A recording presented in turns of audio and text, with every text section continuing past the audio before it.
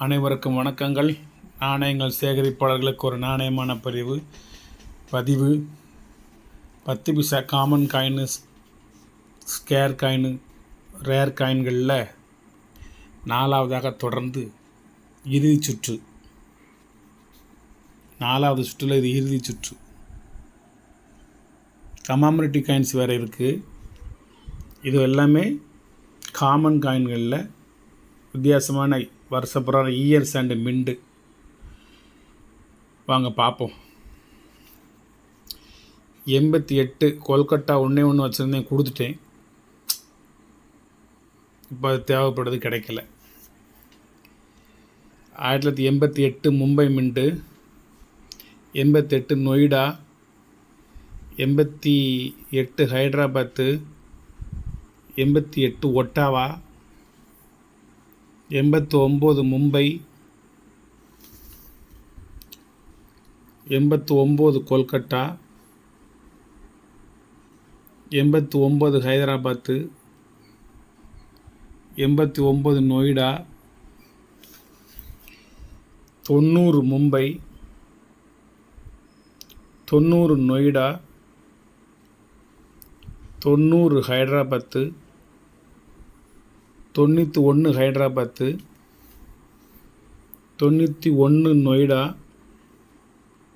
91 Kolkata, 92 Noida 1 mint, 93 Hyderabad 1 mint. கொஞ்சம் rare இது. 92 93 1 mint தான். 92 நொய்டா, 93 ஹைதராபாத்து.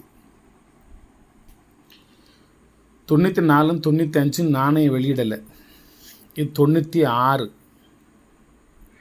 கல்கட்டா, 96 நொய்டா, 97 ஹைதராபாத்து, 97 கொல்கட்டா. மொத்தம் ஒரு 20 நாணயங்கள். 3 6 8 8 16 நாளும் 20 நாணயங்கள். இந்த 20 நாணயத்தோட வலைத்தளத்தின் ரேட்டுக்கு போனீங்கன்னா 4750 ரூபா. இந்த 20 நாணயத்தோட ரேட்டு 4750 ரூபா. நம்ம கொடுக்குறது 2000 ரூபா. Each 100 rupees. இது ஏன் ஈச் 100 ருபீஸ்? அது நீங்கள் புரியணும்ல. அது நாணயத்திற்கு உரிய விலை என்பதை விட இதை சேகரிப்பதற்கு நாம் பட்ட கஷ்டங்களுக்கு உரிய கூலி.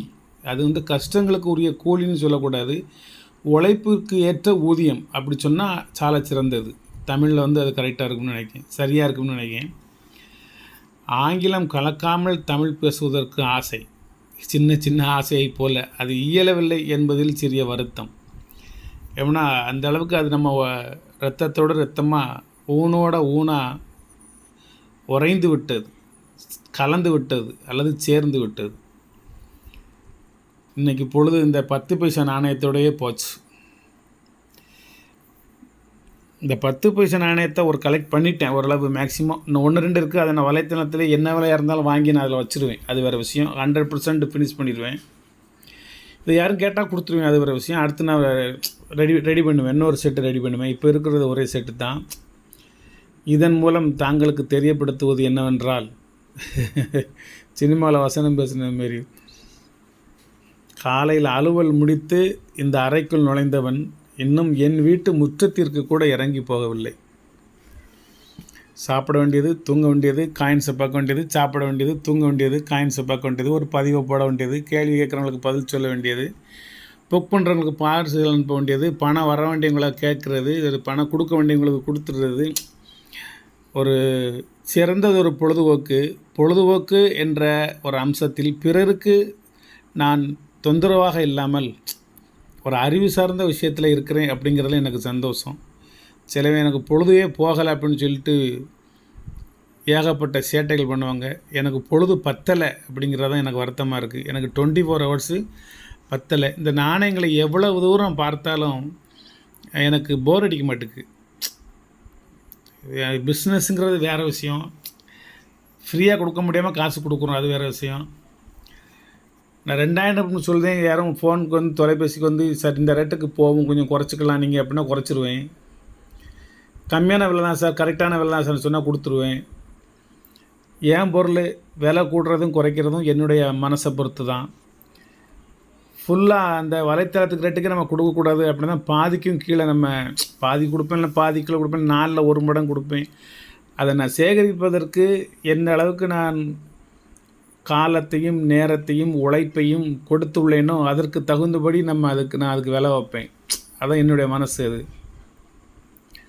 சும்மா அங்கிட்டு வாங்கினா அங்கிட்டு கொடுத்தோம், அங்கிட்டு வாங்கினா அங்கிட்டு கொடுத்தோம், ஒரு 1000 காயின் இருக்குது, 2000 காயின் இருக்குது, அப்படி வாங்கிக்கோங்க அப்படிலாம் நான் கொடுத்தோம்னா அது 3 நாள் எல்லாம் தட்டிட்டு போயிடுவேன். இதில் எனக்கும் நாலேஜ் வேணும்.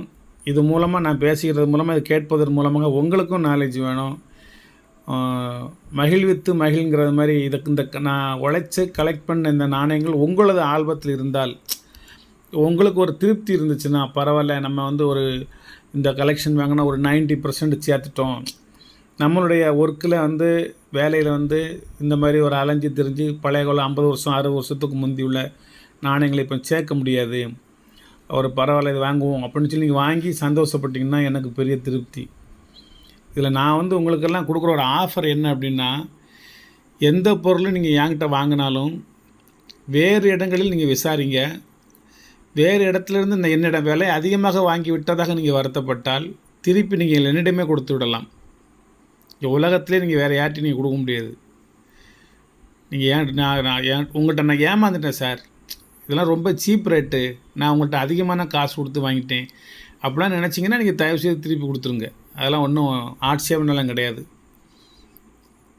வணக்கம், வாழ்த்துக்கள். சப்ஸ்கிரைப் பண்ணுங்கள், ஷேர் பண்ணுங்கள், லைக் பண்ணுங்கள், கமெண்ட் பண்ணுங்கள்.